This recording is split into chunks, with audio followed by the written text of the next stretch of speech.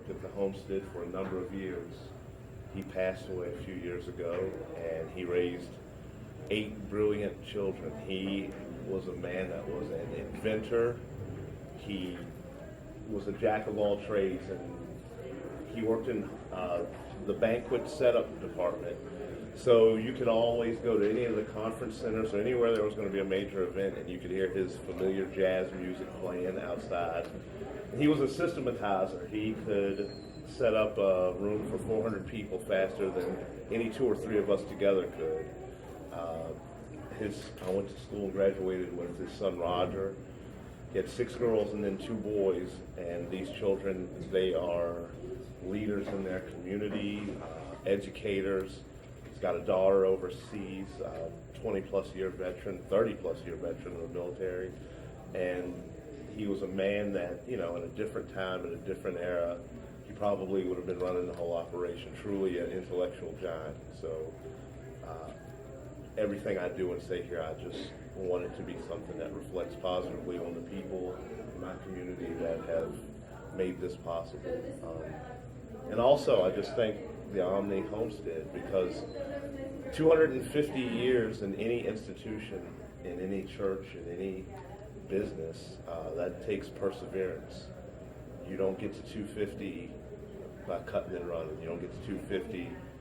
And you think about, you survived an American Revolution, a Civil War, countless economic downturns, and yet, a fire that literally destroyed the whole original structure, and yet you're still here. So that sort of perseverance is something that each and every one of us could adapt into our own personal lives.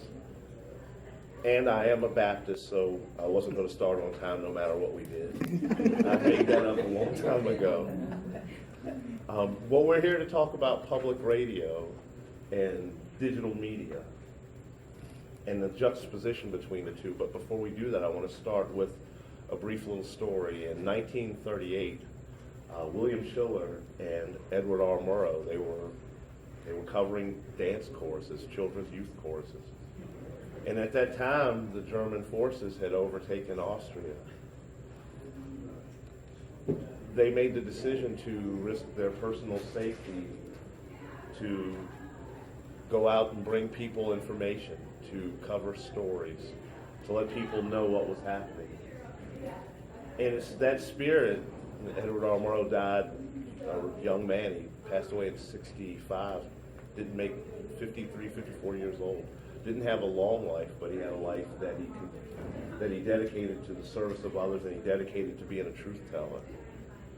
He built his credibility and his reputation, and he transformed what radio and public radio is. He single-handedly, in some sense, built the genre that we call public radio now. And so I take that story and we go forward to 1979, the Pocahontas Communications.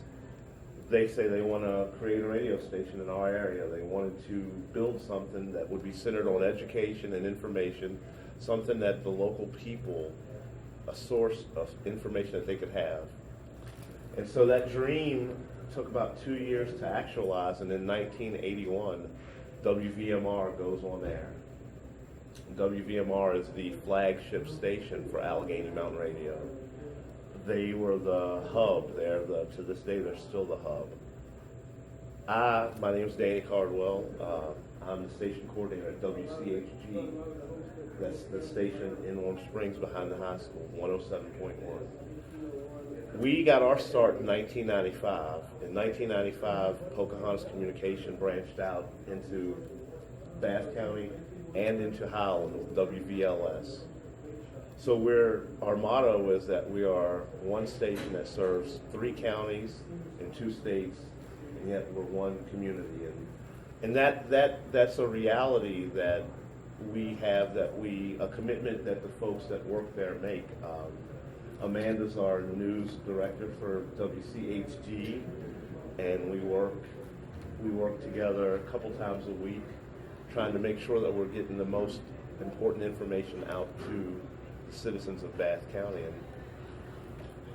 And I hit the ground running. In June, we had floods And this is when I saw firsthand the level of dedication that the employers have. Our chief engineer, Chuck Naiday, he actually, this is not even his full job, he works at the NRAO, which is now the GBO, but he started his day at about 4:30 Thursday morning. Our station WNMP, the transmitter that broadcast, that relays our station, was down. So the folks that rely on that station for information, that was down. It was rainy, it was nasty, and 4:30 in the morning, Chuck goes out and he starts his day.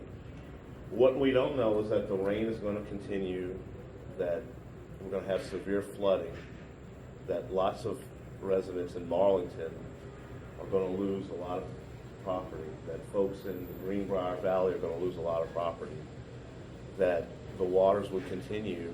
And so what he started at 4:30 Thursday morning ended up turning into him working all through Thursday into Friday, taking cat naps here and there to make sure we had a signal on the air.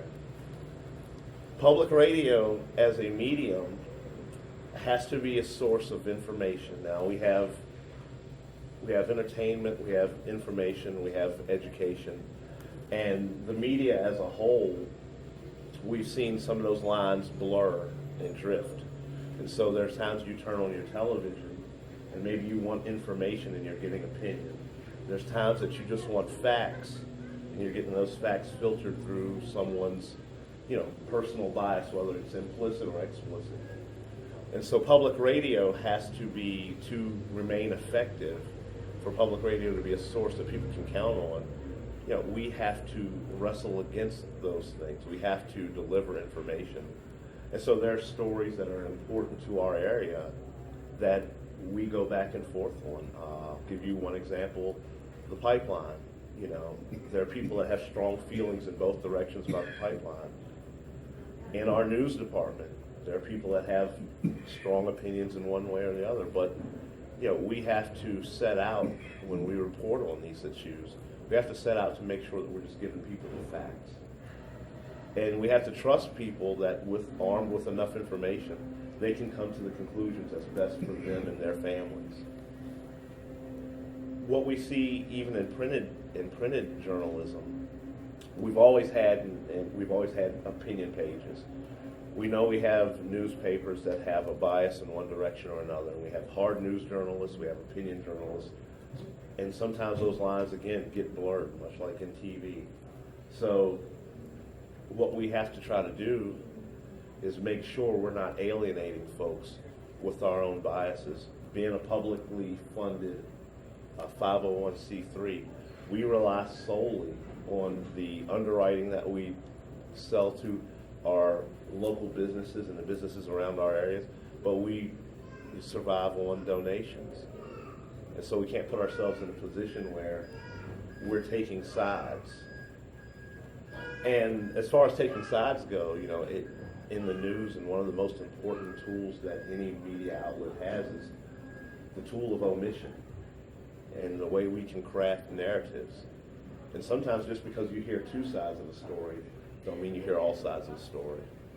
And just to take a trip back, if you think about, and I look around at some of you folks here, what I read, learned, and understood about Vietnam and the way Vietnam was covered. So you had people that were arguing on one side of the war that the war could be won and we need to double our efforts down and we could do this. Then you had other people that were saying, well, maybe the war could be won, but we didn't need to spend all this money to win it.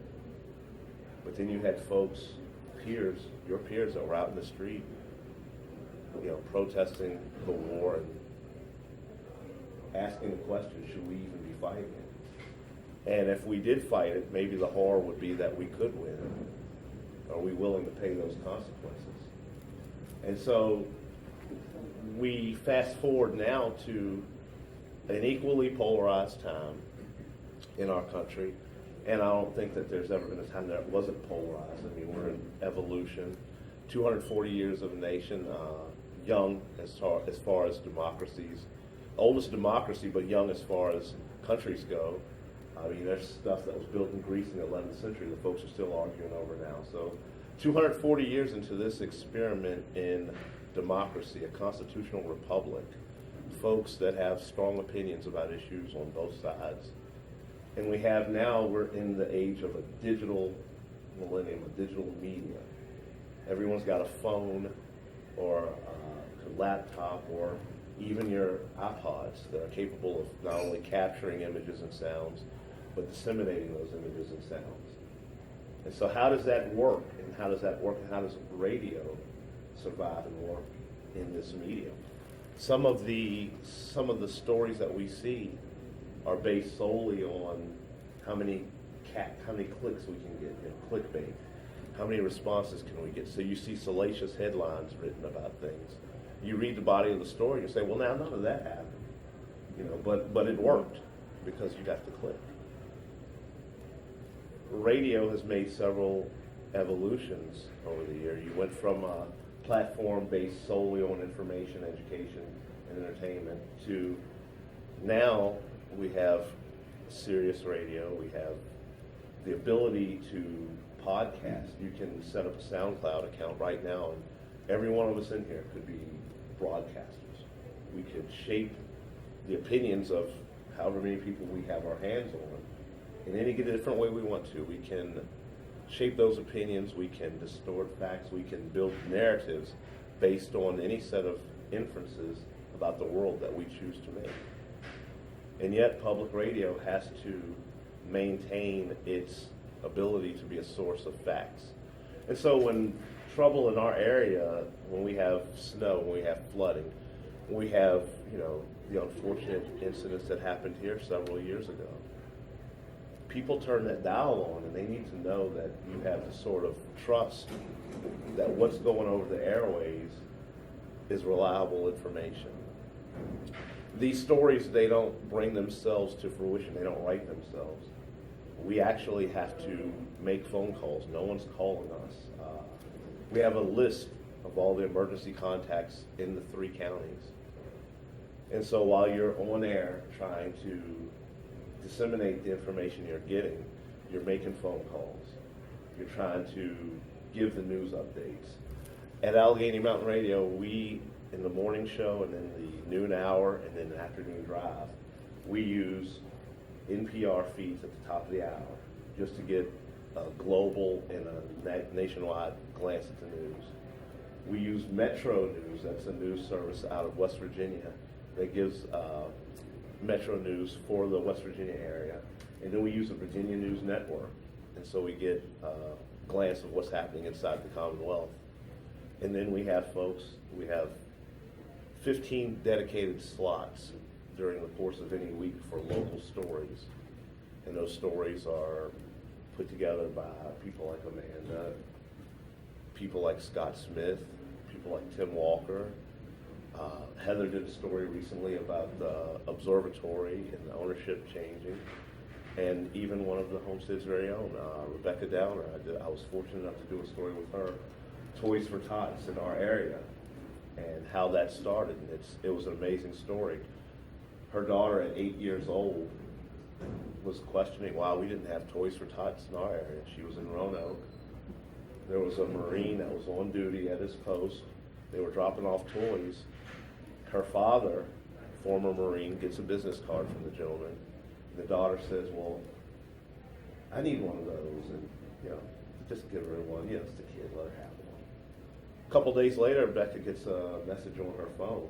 Her daughter had actually called, tried to set this up, and so we just tend to not let 8-year-olds do stuff like that, so her parents dug in, and they met her ambition with their effort, and 14 years later, the Toys for Tots in our area still exists. And so doing a story like that, what some would consider a puff piece, but that's a human interest story that they've affected the first year 300 kids. Last year 680 kids. So 680 children were able to have a Christmas, were able to open presents because one young lady decided at 8 years old, we need this. And so to be able to share stories like that with our listeners, it matters, and you see the dedication that people work with, they show up with every day. and we have the ability to shape and craft narratives. Again, this is a different age because there's a competition. Who turns on their radio unless they're in the car? If most folks are at home, you're not only competing against the television, but now television is competing against your laptop or against your tablets. And yet, we're able to still exist. We're still able to hang on. And it's a testament to the people that are in the industry. It's a testament to the trust that we've built with our communities. And so, moving forward, we have to ask ourselves the sort of questions.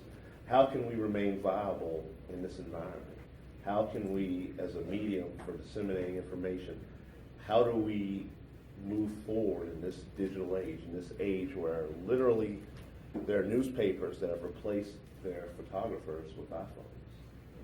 And these are some of the larger newspapers. We have newspapers that are dying every day. They're shuttering doors, sharing spaces. And even in television in the Harrisonburg area, some of the stations share one central hub. And so how do we survive? How do we move forward? How do we find what our listeners want? What do they need? And how do you avoid the traps of sensationalism? You could title, Amanda could make a story this week and give it a salacious title and promise all sorts of tidbits and gossip. And if you tease that the right way, folks will be tuning in. We have our online streaming capabilities. We can actually get a fix of how many people are tuning in to our AlleghenyMountainRadio.org feed, the signal that we put out, whether it's on their iTunes, TuneIn, or whatever radio app they use. So we could get a fix for that. So Amanda could start a salacious story, use some gossip, and tease that. We could get clicks, we could get views. But is that worth in the long run hurting your credibility? And so there exists in this day and age, you think about TMZ, Harvey Levin, a trial lawyer, someone that was for a number of years the People's Court. And he decides, I'm going to make stories about Hollywood.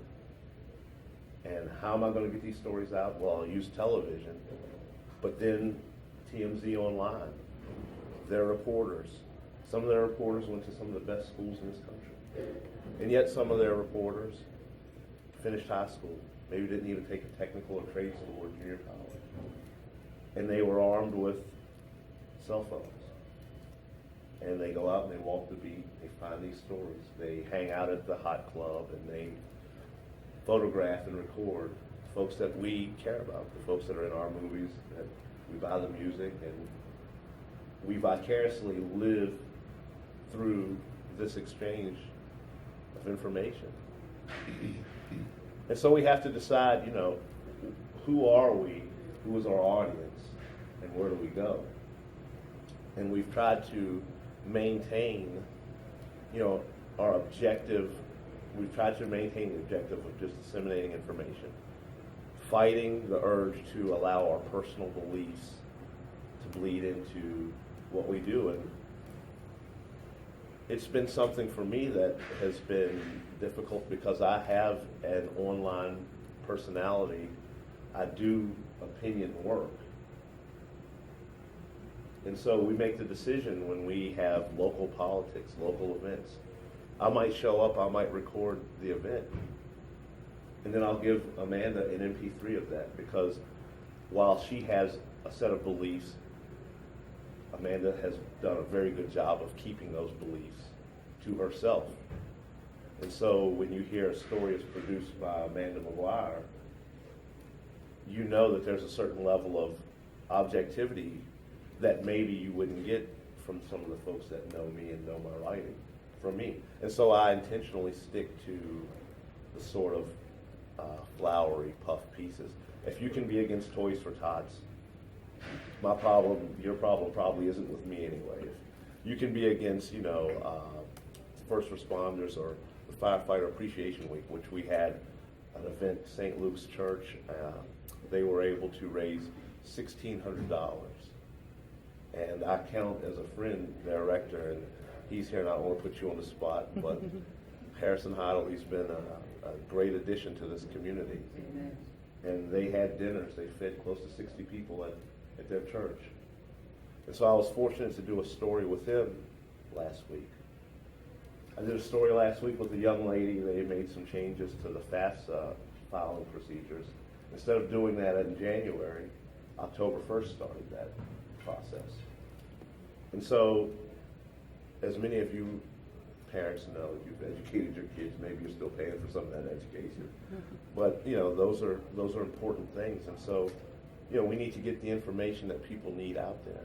As the winter comes, we know the uncertainty of ice and snow, the calamities that could happen, and we have to be there. We have a dedicated staff.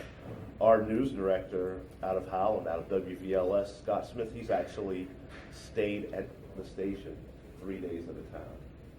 You know, knew he wouldn't be able to get from his house to the station, so he camped out. Now, our stations aren't exactly as nice as our surroundings here, but we have generators, and you know, you can make do. And one of those nights, he ended up doing a 6-hour shift. Now, 6 hours of live radio can be daunting. You can do it, you're in the moment, you're having fun, but then when you send that signal back to whatever station, or we close out our operating hours with classical music. So sometimes you hit that switch. And yet, you know, while you're in the moment, you're trying to make sure things are going. And so we balance informing the public with entertaining the public. We have Caroline in the morning. She does our morning drive show. She's built a loyal audience. Every show receives calls about Caroline. She had taken some personal time, also vacation, some personal time. So we had folks who were filling in, and you'd fill in, and folks would call, you know, how's Caroline? You know, how's everyone doing? Our general manager, Richard Heiss, he has a throwback show. It's 50s, 60s, and 70s.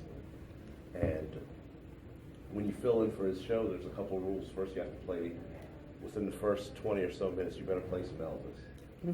Because if you don't, you're going to hear some calls. And we have a lady that she's shut in now. She's dealing with some debilitating eye illnesses. She's had surgeries. She's tried everything possible. She's got a new set of procedures that are going to be coming up soon to restore her vision, just to get her to where she can maintain and live. And Forever Oldies is something that's a significant part of her day. That Wednesday afternoon, it connects her to a better time in her life. You think about what music can do. You know, again, I am a Baptist. I'm a deacon at Piney Grove Baptist Church. You think about how significant music is to religion, but how significant music is to just a culture, secular, religious, or otherwise. And so we have shows. One of my good friends, probably my best friend in this area, Jason Rowe, he's an educator in the Valley Elementary School system, but he does an 80s show. And Jason is unapologetically 80s. He's in his early 40s.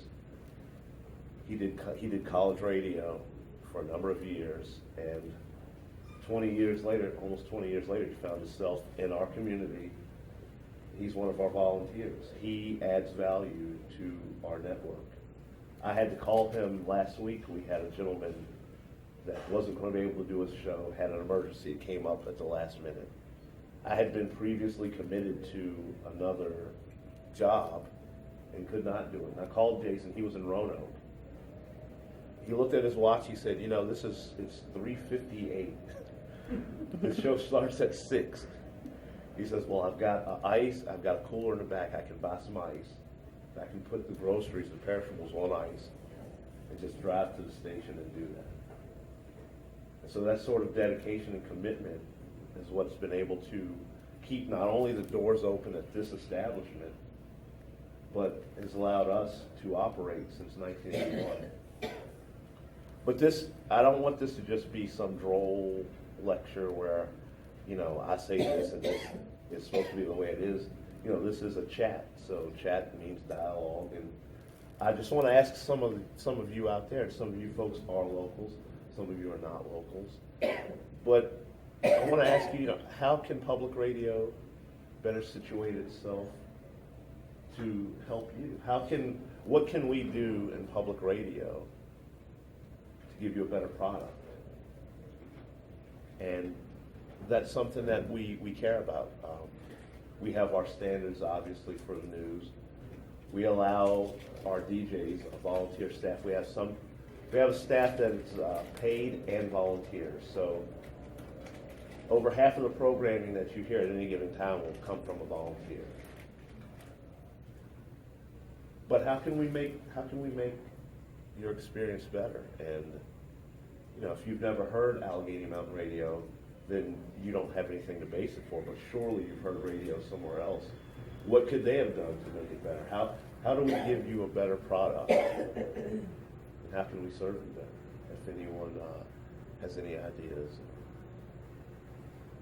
Danny, it's young minds like yours that generates and motivates that's going to get us where we're supposed to be.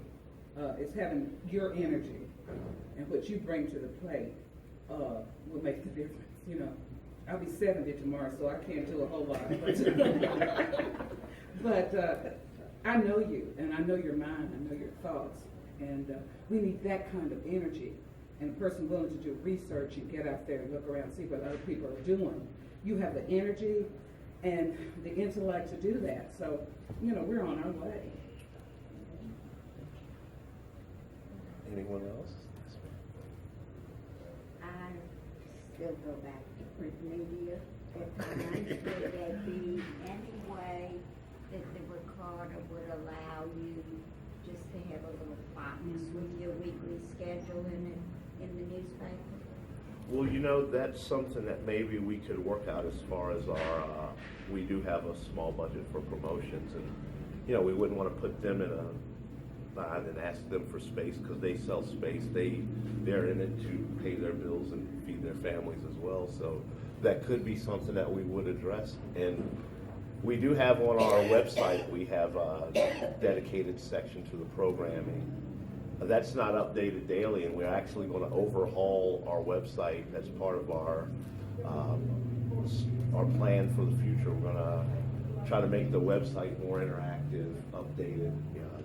It's kind of plain.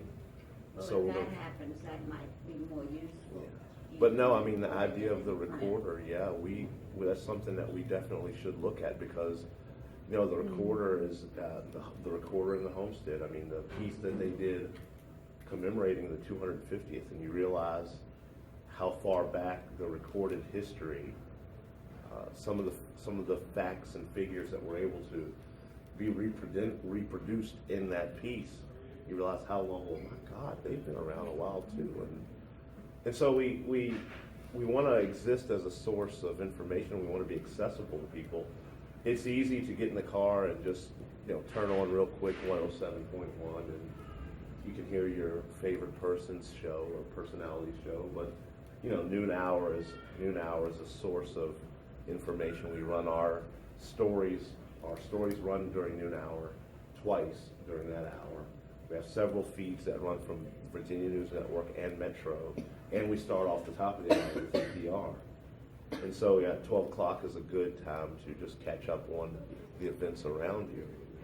But no, we should definitely do that. That'll be something that is brought up at a next board meeting because, we do have a promotions budget, and that's probably the best. It's probably a good way to use some of those resources. We are. Enough people. Yeah, I think that's a great idea though because, we're always looking for new ways to. I guess one of the things I walked into this business having a background. My background in radio at the point in time when I took the job was I was always a guest on the other side. I was fortunate to be a guest on the Hal Ginsberg Morning Show. He bought Monterey Radio out of Monterey, California. And after several years of going back and forth, he suffered the fate that a lot of people in private radio or publicly owned radio face. revenue dries up. And so my experience in radio was always, tell me when to call, or I'll record the statement, send the MP3 file to you, and, it can get edited and played from there. And so coming in and seeing it from another side, I was able to bring in some experiences from having talked to people trying to fund their radio station. And I was able to approach it that way, but I didn't understand the constraints. So when you're a publicly funded radio station, you can't sell advertising. Now we have underwriters, and I know that if you PBS, in TV, they used to joke and say that PBS stood for the Petroleum Broadcast Services because all their underwritings back then were the big oil companies. And so it opens you up to a different set of scrutiny, because now you've got to ask the question, if you're receiving, 20, 30, 40% of your funds from one source, how critical of that source can you be if and when criticism is necessary? And we find that here, we're in a small community. So we do our best not to take sides and issues, because, again, I don't know if some of you folks are married. I'm sure that you don't always agree with everything your partner says. And for all of us came from a mom. All of us got a mom, and maybe there was times we didn't even agree with mom all the time. So to expect that, a public entity in any community and the news outlets in those entities will always see everything eye to eye, that's something that, reasonable people you wouldn't even expect. So how do you walk that line? At what point do you put, the objective responsibility of news ahead of the ramifications of what could happen if you hold an underwriter's feet to the fire, so to speak? And those are important conversations. A lot of those conversations, I thank God, happen above my pay grade. But it is something that we do have to weigh. During the 80s, I grew up in the 80s, and I remember PBS being a staple of my early development. Electric Company, Sesame Street, programs that you see that they were able to make money off of the marketing and the selling of the characters and the likenesses related to some of those shows, but they came into existence with the sole purpose of educating children. One of the things that I'm proudest of that we do at Allegheny Mountain Radio is they have the Howland Mid-Kids program. And then there's a group of kids in Marlington, West Virginia, and Pocahontas County that do work with the station. And Amanda has started doing several stories with some of the kids from the elementary and high school. And so you pique that interest in kids and let them develop a skill